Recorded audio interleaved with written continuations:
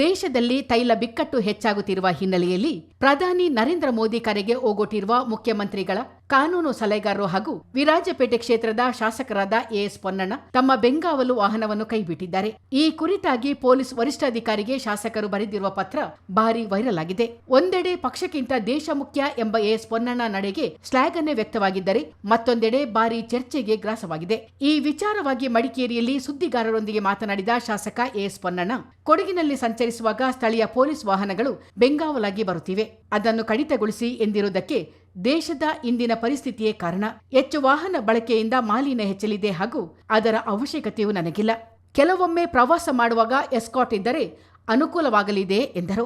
ದೇಶದ ಜನರ ಆಶೀರ್ವಾದದಿಂದ ಕೇಂದ್ರದಲ್ಲಿ ಆಡಳಿತಕ್ಕೆ ಬಂದಿರುವ ಬಿಜೆಪಿ ಸರ್ಕಾರ ಪ್ರಧಾನಿ ಮೋದಿ ಅವರ ಮೇಲೆ ಹೆಚ್ಚಿನ ಜವಾಬ್ದಾರಿ ಇದೆ ಎಂದು ಎಎಸ್ ಪೊನ್ನಣ್ಣ ಹೇಳಿದ್ದಾರೆ. ಜಿಲ್ಲೆನಲ್ಲಿದ್ದಾಗ 2-3 ವಾಹನಗಳು ಬಂದ್ಬಿಡ್ತದೆ. ಅಲ್ಲೇ ಲೋಕಲ್ ಪೊಲೀಸ್ನವರು ಮತ್ತು ಹಿಂದೆ ಒಂದು ಮುಂದೆ ಒಂದು. ಅದು ಬೇಡ, ನಮಗೆ ಕಮ್ಮಿ ಮಾಡಿ, ಕಡಿತ ಮಾಡಿ ಅಂತೇಳಿ ಬರೆದಿದ್ದೀನಿ. ಅದಕ್ಕೆ ಕಾರಣವೇ ಇದು ಇವತ್ತಿನ ಪರಿಸ್ಥಿತಿ. ಮತ್ತು ನಾನು ಕೂಡ ತಿಳ್ಕೊಂಡು, ಮತ್ತು ಮಾಲಿನ್ಯ ಕೂಡ ಹೆಚ್ಚಾಗ್ತದೆ, ಅವಶ್ಯಕತೆಯೂ ಕೂಡ ಇಲ್ಲ. ಕೆಲವೊಮ್ಮೆ ಟ್ರಾಫಿಕ್ನಲ್ಲಿ ಮತ್ತು ಅನೇಕ ಭಾಗಕ್ಕೆ ಪ್ರವಾಸ ಮಾಡುವಾಗ ಒಂದಿದ್ರೆ ಅನುಕೂಲ, ಆದರೆ ಹೆಚ್ಚಿರೋದನ್ನು ಕಡಿತ ಮಾಡಿ ಅಂಥೇಳಿ ಕೇಳಿರೋದು ನಿಜಾನೇ. ಮತ್ತು ದೇಶದಲ್ಲಿ ಕೂಡ ಆ ಥರ ಪರಿಸ್ಥಿತಿ ಇದೆ. ನಾವು ಏನೇ ರಾಜಕಾರಣ ಇರ್ಬೋದು, ಯಾವುದೇ ರಾಜಕೀಯ ಪಕ್ಷ ಆಡಳಿತದಲ್ಲಿರ್ಬೋದು, ನಾವು ಇವಾಗ ಅದನ್ನು ಎತ್ತೆಚ್ಕೊಂಡು ನಮ್ಮ ಕೈಯಲ್ಲಾಗುವಂಥದ್ದು ಕೆಲಸವನ್ನು ಮಾಡುವುದು ಸೂಕ್ತ. ಅದ್ರ ಬಗ್ಗೆ ನಾನೇನು ಎರಡನೇ ಮಾತಿಲ್ಲ. ಆದರೆ ಏನು ಪರಿಹಾರ ಏನು ಅಂತೇಳಿ ಕಂಡುಹಿಡಿಬೇಕಲ್ಲ.